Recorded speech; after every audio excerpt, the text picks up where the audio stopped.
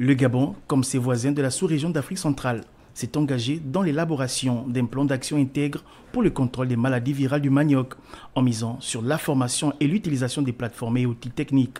Un atelier de stimulation du plan national de prévention et de riposte qui a un intérêt pour le Gabon via le ministère de l'Enseignement supérieur, de la Recherche scientifique et de l'innovation technique en collaboration avec le programme WAVE.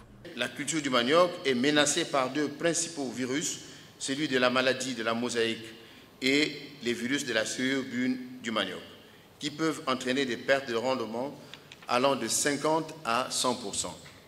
Des pertes de cette ampleur ont de graves conséquences sur la vie des cultivateurs du manioc, de la sécurité alimentaire des personnes démunies, ainsi que pour de nombreuses industries de transformation du manioc.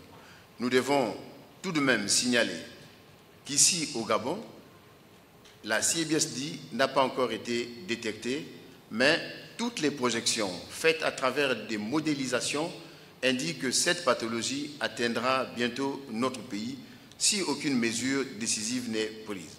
Les objectifs de cet atelier cadrent avec la feuille de route du gouvernement de transition qui s'inscrit dans les perspectives de l'autosuffisance alimentaire. Notre présence ce matin était justement de donner de la dynamique à cette action des chercheurs à l'endroit du monde agricole. Le manioc est une composante de la sécurité alimentaire de notre pays.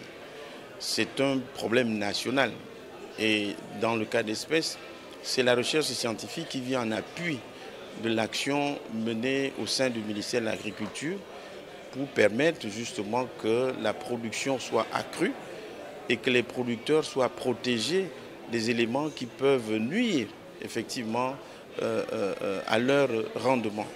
Consommé quasiment dans tous les foyers, des feuilles à la racine, le manioc est l'une des plus grandes sources de glucides pour l'alimentation au Gabon.